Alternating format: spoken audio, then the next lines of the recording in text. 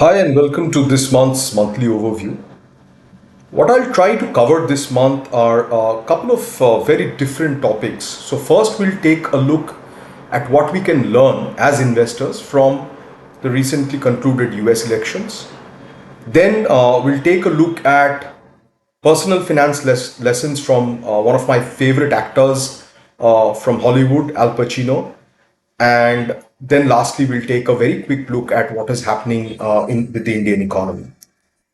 So let's get started. So we just, the U.S. elections just got concluded. Donald Trump won, but that is not what we will talk about today, right? What we will talk about today is how, as investors, we look at information, right? And all throughout this election, and this is not only for the US elections, this is true for most events, right? Whether it is the Indian elections, now we are going to have a couple of more state elections coming up, or any kind of event, we see that the uh, same kind of information flow and mind tricks are at play. So first of all, let's look at the biases that we fall for when we look at information or news related to the election. So what happens typically is, and this is very, very dominant, is confirmation bias. So you start looking for information that agrees with your preconceived notions. So whether it is following a particular news channel or a newspaper, which whose editorial policy or whose you agree with their type of reporting, right? And US is pretty much like India when it comes to a completely divided political bias, if I may call it that, in terms of the media.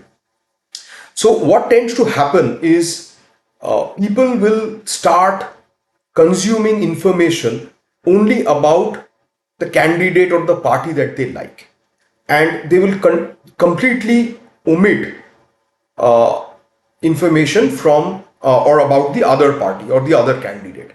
The only information, so for example, if you are a Trump fan, you would get all your information from news sources that align with your view, and within that, it also means that you will get only mostly negative news uh, about Trump's opponent. And exactly the same case if you're a Kamala Harris voter. Exactly in the same way, when you're investing, right, you tend to have a confirmation bias.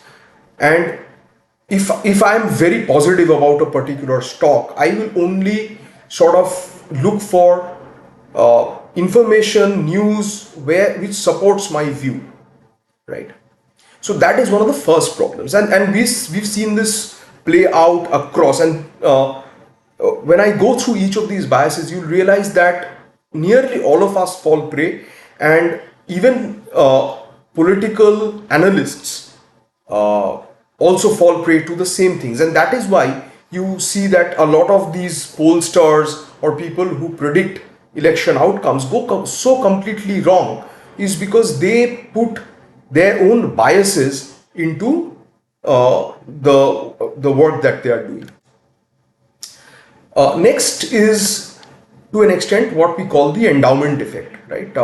So endowment effect is when you ascribe greater value to something that you own, right? In this case, if you don't own something, but you like a particular party or a particular person, and you give greater value to it, right, because of your alignment. And that is something which is again very, very prevalent, I mean, for investors. If you are invested in a particular stock, you think that that is the best stock. So we sometimes people talk about falling in love with your stock. So if you have a stock in your portfolio, you tend to ascribe greater greater value to it. And if you don't have a stock, no matter how good it does, you'll have a ambivalent feeling. Okay, ठीक है, चलता है. The third thing is social proof. Now, in the age of social media, this thing has actually just sort of exploded, right? So, social proof is when you get validation from other people in your social network. Previously, it used to be only the people you knew, you know, as directly. Now, in the age of social media, you are exposed to literally thousands and tens of thousands, maybe sometimes billions of people who you are just out there, right? And the social media algorithms are geared towards actually feeding you what you like, right? If you spend a little bit more time on a particular type of post or a reel or a story, the algorithm is going to feed you more of that. So there is this build up of social proof. So you tend to start thinking that, okay, this is the only thing that is out there, right? This candidate is, so much better than the other one, because you're constantly getting bombarded by opinions similar to yours, and you're completely getting shielded away from opinion which are different from yours, right? And the last is authority bias.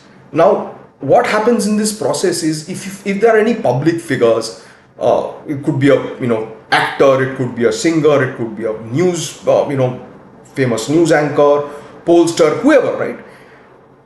If that person comes and endorses your point of view, right, the candidate you support, it becomes all the more important. So you see how these biases get connected, right? So you get confirmation, you get an endowment kind of effect, you get social proof, and you get authority bias, all working all together, and it all creates a kind of a Lollapalooza effect. And that is why most people tend to get swayed by the candidate that they prefer, right? And that is why you see that it becomes very difficult today to believe that your preferred candidate could have lost, because you are getting shielded away from that information. Now, as investors, this is the same thing which happens, right? Because so much information is coming to us through social media these days, the same biases are going to impact you. Everybody today is looking at the same set of stocks. If you go on Twitter, right, there are 1,000 people putting up breakout charts, and another 1,000 people putting up some head and shoulders or some such technical patterns. Everybody is putting up something or the other, and the algorithm is going to give you stuff that you are consuming more and more, right? So the first thing you have to do is you have to take a step back and start actively looking for disconfirming evidence. So, okay, if my thought process is that I like stock X and I think that it will do extremely well from here, is there a opposite view to it? Right? Can I actively look for it? What are the people who dislike this stock talking about? Right? And keeping an open mind, that is very, very important. Keep an open mind, keep yourself flexible and adaptable, so that you are able to change your mind when you get disconfirming evidence, right? Third, and a very important thing is, don't depend on social media as a source of all your knowledge, right? So most people today are getting all their knowledge, understanding, everything from social media, whether it is Twitter or Instagram or YouTube or whatnot, right? You're depending on other people to collate information or other people to synthesize information and give it to you. Instead of that, if you're investor yourself, make the effort of trying to go to the source, whether it is reading the annual reports or quarterly presentations, whether it is going through industry reports and so on and so forth, right? So try and get to as close to possible uh, of first level information. Today, the benefit of all of this, social media and all of this is that if you are searching for the right things, that also is equally accessible. You don't need to take uh, inputs from random strangers who you don't know or who have zero credibility, right? You can get management management bites from different news channels who are giving that information on freely on YouTube, on Twitter, or LinkedIn, or whatever, right? You can follow industry experts when they talk about industries. There are a lot of new podcasts which are coming up where industry domain experts and industry experts are coming and giving their views, and they're talking about their industry and talking about their business. Those are more important to get a better understanding instead of following random people on social media. And lastly, I think it's very important is ignore the stars, ignore people who can get you into authority bias, right? No, when you are investing, please understand one thing: nobody really knows anything about the future. Listen to facts, listen to data, get as much as empirical data as possible, then make up your own mind. That way, if you are wrong, you'll know why you were wrong and you can improve your process. It's a your process is open to a feedback loop. Understand what went wrong and try not to make that same mistake in the future. And that is how we keep improving our process and keep getting better as investors over time. So I was just trying to make a correlation between how we consume information in a event and trying to understand the biases that creep up within us and how to avoid them. The next interesting topic that I thought, I just very quickly read through this new biography that has come out of Al Pacino. Al Pacino is one of my favorite actors. In fact, I think the first movie of his that I saw was Godfather Second, and I just loved it. And since then, I've watched a number of his movies. Uh, the interesting part that I want to talk about today in this particular book is how Al Pacino went from being a millionaire, a multi-millionaire, to completely broke, right? So he talks about it at length in his book. So at one point in time, he had about $50 million, and from there he lost everything.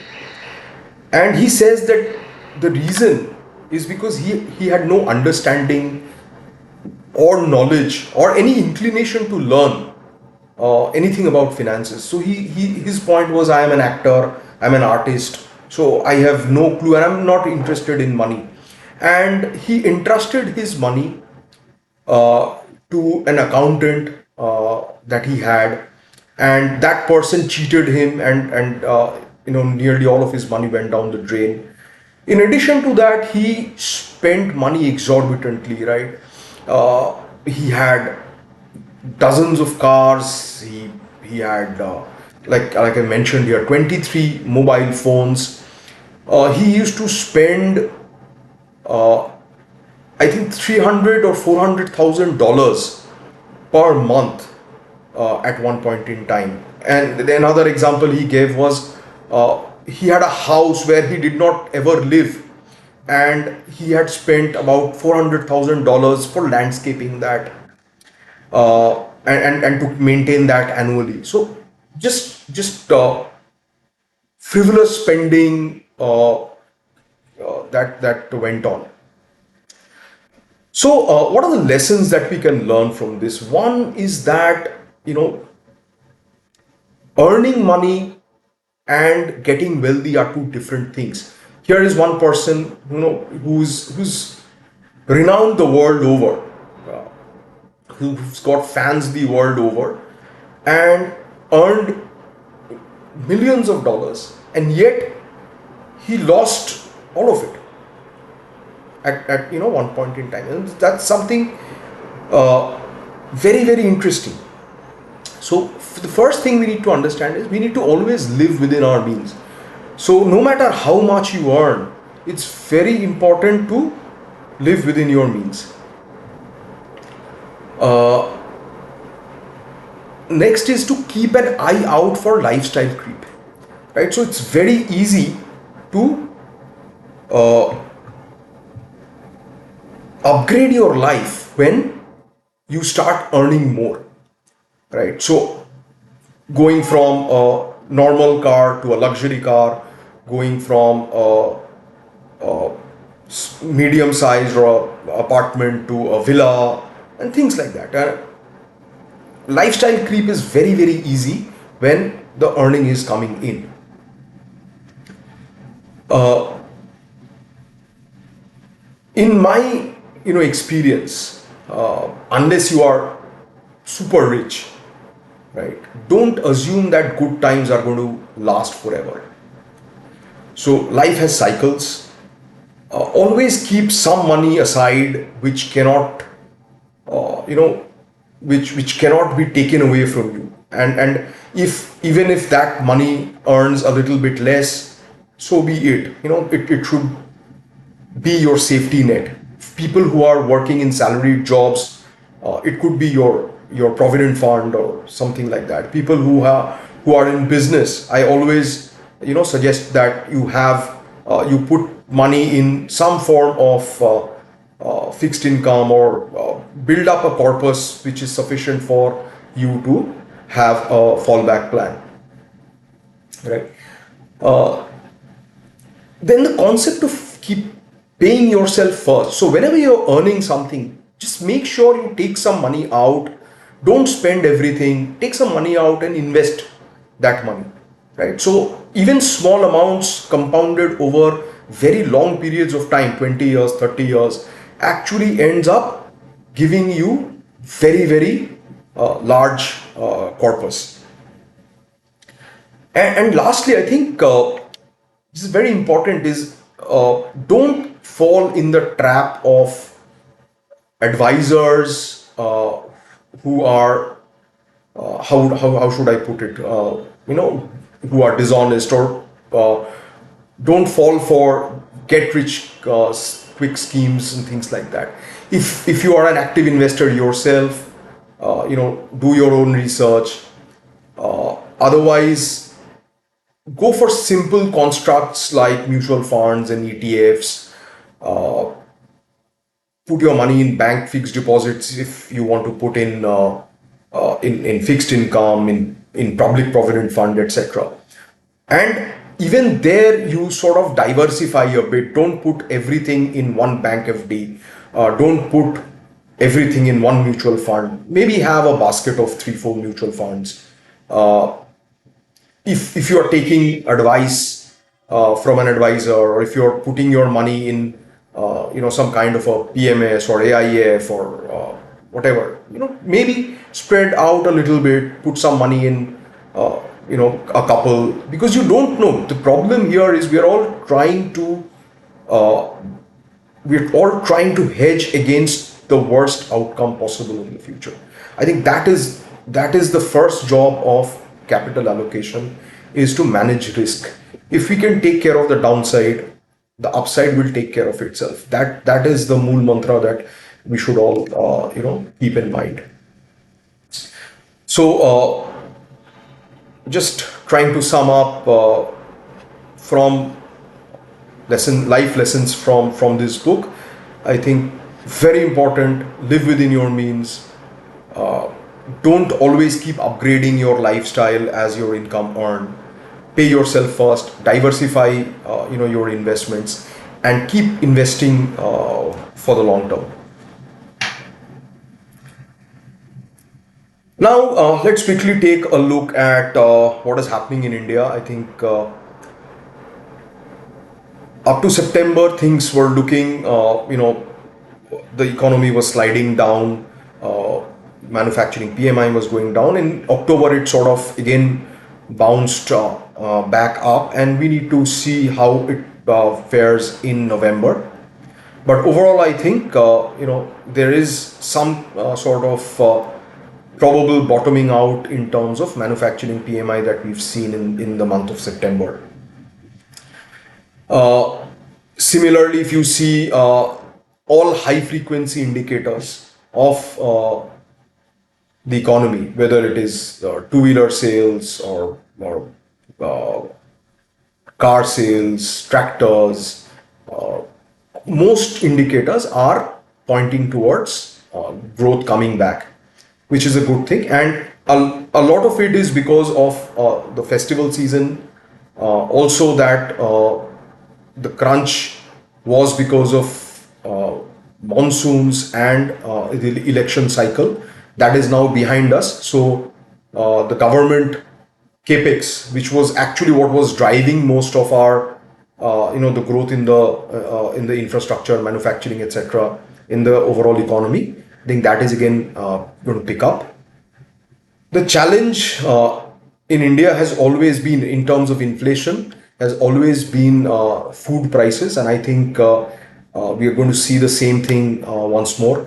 We're going to see food prices kicking up retail inflation. So that's something that again we need to keep a watch out for.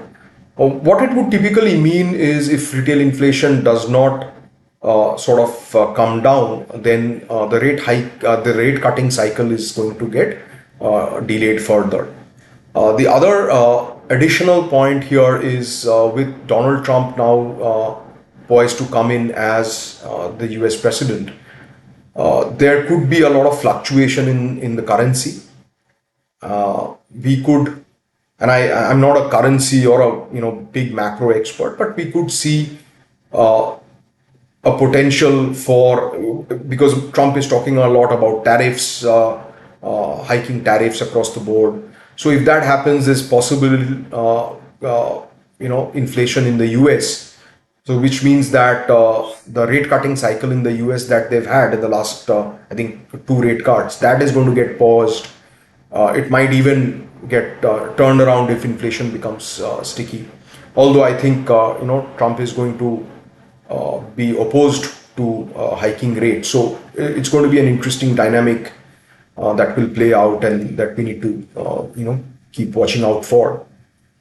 Uh, and I think here we are seeing what we just discussed. The central government capex actually dropped off pretty significantly during the election season, and it is starting to come back up, which is a good thing.